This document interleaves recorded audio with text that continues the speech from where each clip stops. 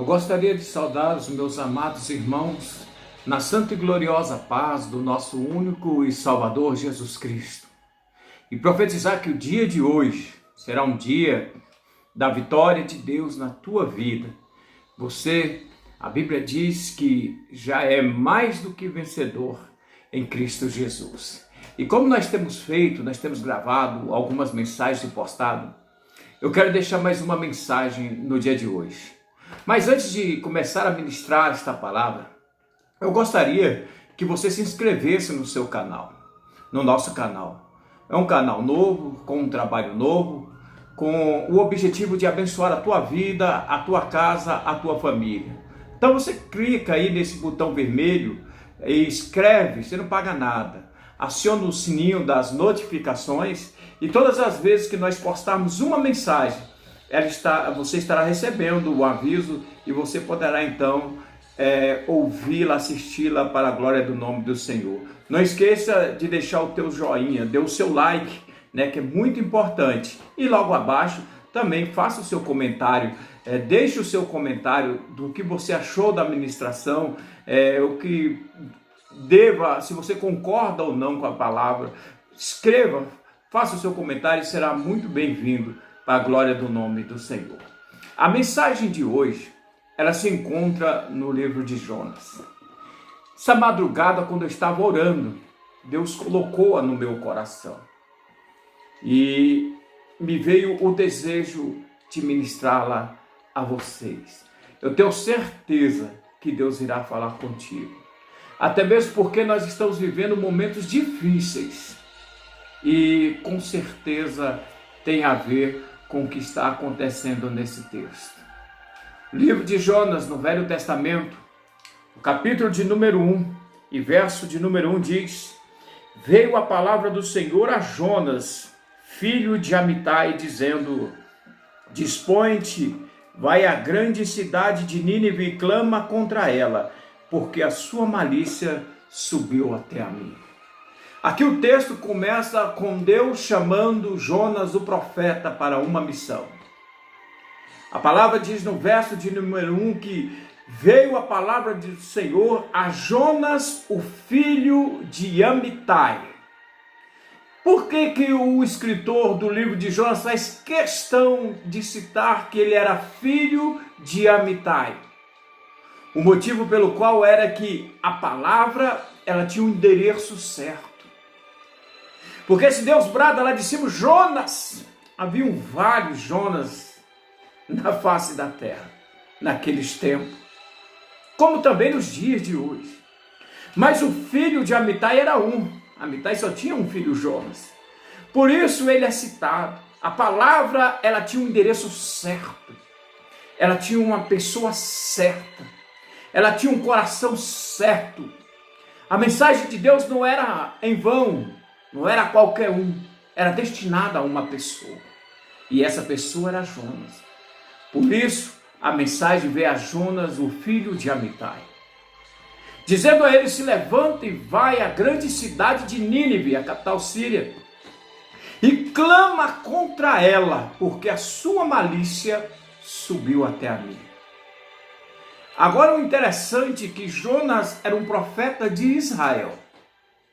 Ele não era um profeta dos pagãos, ele era um profeta do povo de Deus, que há não muito tempo havia sido devastado pelos sírios. Os sírios haviam entrado em Israel, porque eles iam dominando toda aquela região. E eles haviam entrado também em Israel e feito uma calamidade, destroçado quase que tudo. Matou muitos homens, mulheres, crianças. Era a forma de eles agirem em suas conquistas. Eles eram diferentes dos babilônicos, por exemplo. Os babilônicos, quando eles saíram conquistando o mundo, eles pegavam os melhores e levavam como escravo para a sua terra, como eles fizeram com Daniel, Sadraque, Mesaque, Abednego. Eles levavam os nobres para a terra. Os assírios não. Eles matavam. Eles matavam as crianças. A única coisa de bens eram os bens que eles levavam. Para eles não interessava levar o povo para a sua terra. Não interessava, somente a riqueza. Eles destruíam o plantio, destruíam tudo. E depois, o que era de valor, eles levavam para si. Eles eram homens tão covardes, tão cruéis, que eles tinham uma técnica de esfolamento terrível. Eles pegavam os capitães dos exércitos e cortavam sua pele, tiravam a pele da pessoa, ela viva, e as penduravam em estacas. E entravam desfazendo tudo. Quando voltavam, que iam sair, aqueles que ainda estavam vivos, lá no sol pendurado, na estaca, eles matavam. Mas primeiro eles faziam sofrer. Eles não tinham dó de ninguém. Agora, a maldade, a carniça dessa maldade subiu até os céus e chegou às narinas de Deus. E Deus decidiu vingar. E Deus disse a Jonas: olha, Jonas, levanta e vai até a grande cidade de Nínive e clama contra ela. O texto vai dizer que Jonas se levantou para ir para um outro lugar, e não a cidade de Nínive. Por quê? Jonas tinha medo de Nínive? Não. Tem muita gente que diz que Jonas era um profeta covarde, medroso. Pelo contrário, Jonas era muito corajoso. Daqui a pouco eu falarei sobre isso. Ele era muito corajoso. Até mesmo porque ele tinha coragem de fugir de Deus. Ele teve a coragem. Deus disse: vai à grande cidade de Nínive. A Bíblia diz que ele fugiu no sentido contrário. Ele foi para Tarsis. Uma estava para o norte, a outra para o sul. Ele fugiu para outra região. Essa região de Tarsis, segundo os estudiosos daquela época, eles consideravam essa cidade a última daquele mundo. É como se diz aqui no nosso linguajar, onde o vento faz a curva. Jonas fugiu para lá, terras distantes, achando que assim ele fugiria da presença de Deus. Achando que assim Deus não encontraria, mas não existe lugar nessa terra aonde os olhos de Deus não estejam. A Bíblia diz que com 7 olhos ele vigia, ele passeia por toda essa terra. Então Jonas desceu para Jope, comprou uma passagem, foi para o barco, entrou, desceu para o porão deste barco. Você vê que Jonas ele vai só descer, ele desce para Jope, desce para o barco, desce para o porão do barco. A partir do momento em que ele sai da presença de Deus, que ele fica contrário à palavra de Deus, ele vai só descendo, descendo e descendo. Desce para Jope, desce para o barco, desce para o porão, vai descer para o fundo do mar e daqui a pouco ele vai descer para o ventre do grande peixe. Porque essa é a escalada, é o caminho de quem foge da presença do Senhor. É descer, é fugir, é perder. E Jonas estava assim. Mas por quê? Tinha um motivo. Porque Jonas não queria ir a Nínive. E eu disse para vocês há poucos minutos que ele não era medroso. Ele não queria descer para Nínive, porque Nínive havia passado, Ciro havia passado por Israel. Aquele povo havia descido a Israel e havia destruído tudo. Morreram pessoas de Jonas, pessoas da sua nação. Ele tinha aquilo no seu coração. Mais na frente, quando você vai lendo o livro, ele vai dizer assim que ele não desceu, ele não deu ouvido à voz do Senhor, porque ele sabia que Deus era misericordioso e que se ele anunciasse o juízo lá, eles se converteriam. E Jonas não queria a conversão daquele povo, ele queria o juízo de Deus sobre os sírios, sobre os ninivitas, por causa do estrago que ele fez. Talvez morreu parente de Jonas naquela descida, naquela investida deles contra Israel. Talvez morreram amigos, com certeza morreram. Morreram pessoas próximas, pessoas da mesma nação, seu povo, derramaram sangue, morreram, sofreram, foram mutilados. E Jonas não queria ver a misericórdia. Agora Deus chega para Jonas: vai lá e diga ao seu inimigo que o meu juízo cairá sobre ele. E Jonas, sabendo da misericórdia de Deus, ele diz: jamais, jamais. Por isso ele foge, não é com medo de ir a Nínive, é porque ele sabia que Deus poderia salvá-los. E então ele desce para dentro do barco, para ir sentido contrário. E lendo o texto vai dizer que Deus lançou um grande vento no mar. Foi Deus quem agitou as águas do mar, porque Deus se enfureceu em vê-lo fora da sua ordenança, do seu propósito, de vê-lo correndo da sua vontade. Deus deu a ele uma missão, um propósito, e agora ele está fugindo. Deus não gostou. E então Deus mandou um forte vento no mar. E por causa do vento o mar se agitou-se. E porque o mar se agitou-se, aquela embarcação começou a querer se despedaçar. Ela ia se estralando, ela ia se quebrando. E as pessoas lá dentro, que não tinham nada a ver com a vida de Jonas, começam a jogar suas pertences no mar para aliviar o navio.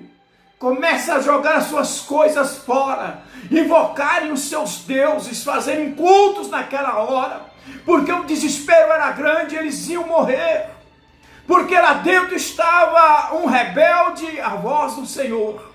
O motivo era que o homem de Deus estava fora do propósito de Deus. Olha o perigo. Pessoas que não tinham nada a ver estavam a naufragar por medo do que estava acontecendo.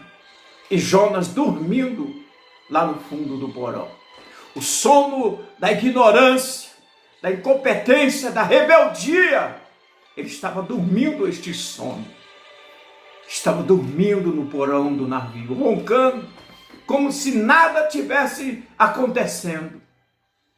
Meus irmãos, enquanto nós estamos rebeldes à voz do Senhor, outros estão sofrendo por nossa causa. Talvez a minha casa, a sua, desandou. Parece que as tábuas do nosso barco estão estralando. E nós buscando o culpado, tentando aliviar as nossas cargas de outra forma. Mas saiba, quando nós estamos indo contra a vontade de Deus, coisas terríveis acontecem. Por mais que tentamos dormir o sono da ignorância, o barco vai estar estralando lá em cima. Ainda que eu esteja no porão, descansando, a minha mentira, a verdade estará acontecendo lá em cima.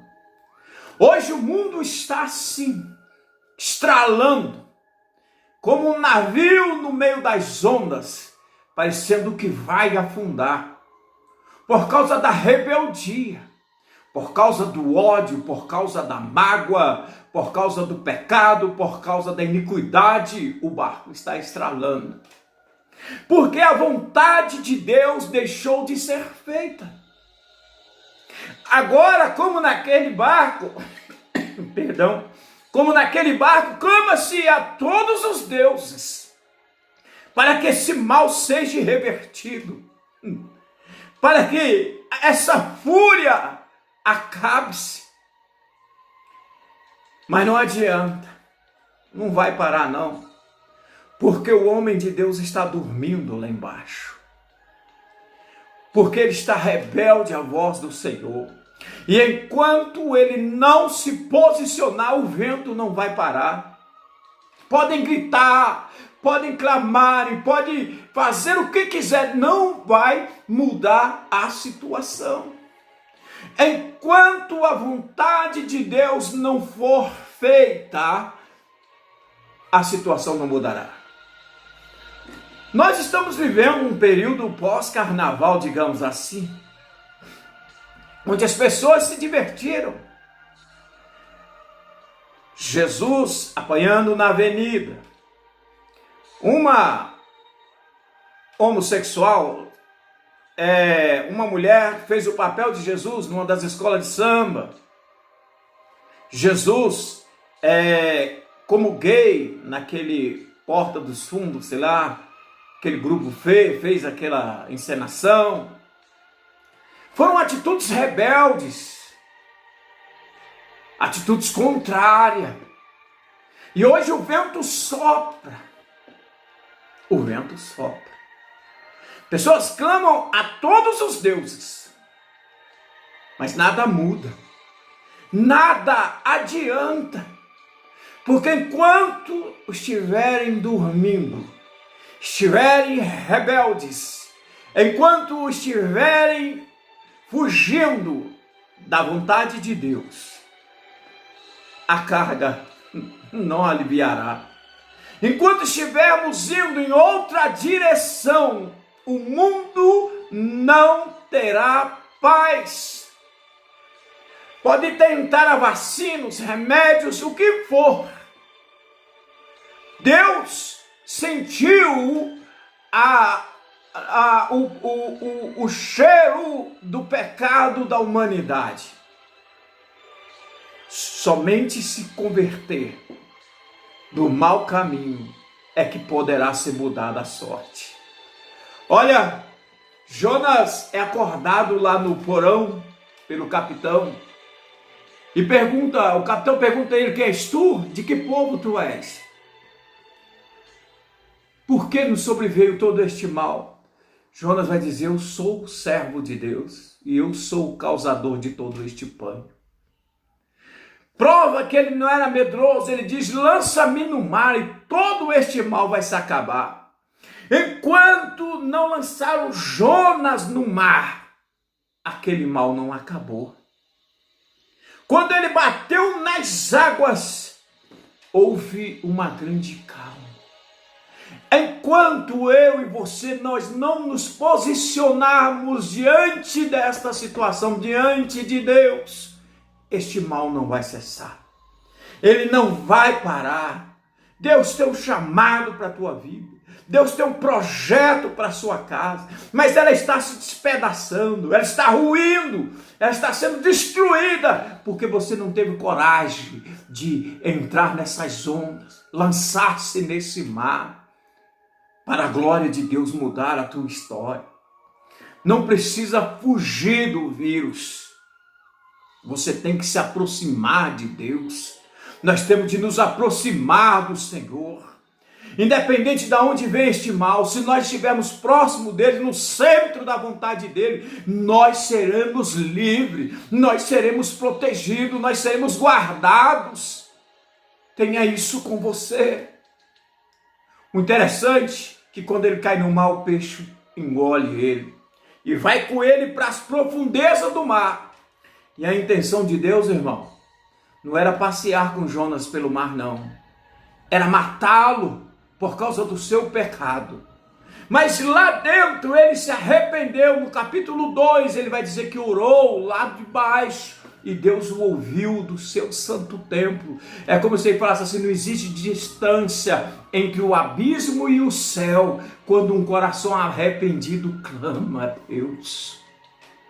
Ele clamou de lá do ventre do peixe, do fundo das águas, e Deus ouviu do santo trono, da santa sala. E Deus fez com que o peixe o vomitasse na praia, em terra firme. Chegou a hora desse peixe te vomitar para fora, para que você volte para o centro da vontade do Senhor, e as coisas boas aconteçam na tua vida. Aleluia. E o interessante é que o capítulo 3, quando começa, Deus vai dizer assim: Jonas, vai e anuncia tudo aquilo que eu lhe disse. Deus, ele não construiu um outro plano para Jonas, não. No capítulo 1 ele dá uma mensagem a Jonas, ele foge dela. No capítulo 2 ele se arrepende, e no capítulo 3 Deus dá a mesma missão para ele: vai para Nínive. Deus não fala assim: olha, você vai para a disciplina, você vai ser condenado, não. Quando Pedro pecou 3 vezes, Deus disse a ele: apacenta as minhas ovelhas. Ele não disse, Pedro, tu vai para a disciplina, tu vai ser castigado, tu vai ser judiado. Ele disse, não. Ao invés de dar disciplina, Deus deu serviço para ele. Apacenta o meu povo. Agora tu te converteu. Aleluia. Então, às vezes, essas coisas, essas experiências, irmão, ao invés de nos subjugar, nos humilhar e nos pisar, elas nos tornam mais fortes. Quando você entende o propósito de Deus, isso que nós estamos passando agora por causa do pecado, é sim, mas isso não vem para nos devorar, talvez venha, mas o nosso arrependimento faça com que Deus volte atrás no seu juízo e nos ordene novamente. Ele não disse assim, Jonas, eu não tenho mais aquele propósito contigo, eu tenho um outro propósito, uma outra coisa, mas aquele já era. Não, o propósito está de pé. Leia o primeiro versículo do capítulo 1 e o primeiro versículo do capítulo 3. Ele vai dizer, vai, faça aquilo que eu te ordenei. É isso que Deus quer, que você faça aquilo que Ele te ordenou, não importa se você caiu, se você pecou, se você errou, e hoje está aí com medo do vírus, está trancado, está na quarentena, levanta, se arrepende, vai, faça aquilo que Deus te ordenou, esteja na presença de Deus, esteja diante do Senhor. Ele não vai criar um outro propósito, Ele já tem um propósito para a tua vida, para a tua casa, Ele já tem um propósito para o teu povo. Não deixe que o ódio te domine, as incertezas, mas confia em Deus. Glória a Jesus. Ele não volta atrás da sua palavra, Ele não volta atrás, ela não cai por terra. Deus irá nos proteger, Ele está nos protegendo, irmão. Clama pela tua cidade. Às vezes nós anunciarmos o juízo de Deus, não gera morte, gera vida, que era a certeza que Jonas tinha. O final do capítulo 4 vai dizer que lá haviam 120 mil homens, pessoas que não discerniam da mão direita para a esquerda, pessoas leigas, ignorantes. Todos eles se converteram com uma mensagem, mais de 120 mil almas para o Senhor se converteram. E o juízo de Deus foi aplacado, foi tirado, porque Jonas fez a vontade de Deus. Tudo isso se resume a fazer a vontade de Deus. Independente de onde você esteja, esteja no centro da vontade de Deus e as coisas mudarão. Eu quero deixar esta mensagem para você. Não tema, não viva na tua casa como dentro de um porão, dormindo no sono da ignorância, não. Deus tem um sono para você. Deus tem uma missão para você.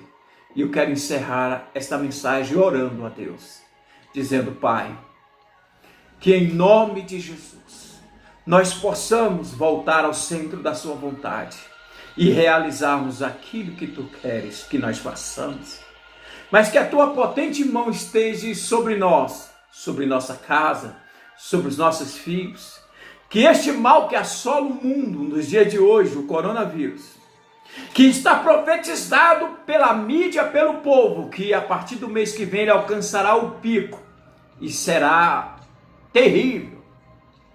Mas nós profetizamos que, pelo contrário, vai regredir, ele não vai avançar, porque nós vamos clamar do ventre desse peixe, nós vamos clamar o Senhor e as coisas acontecerão a nosso favor, porque o Senhor é capaz de frear esse vírus, ele não é maior do que o teu poder. Em nome de Jesus, amém. Amém, que Deus possa abençoar e até a próxima ministração. Amém.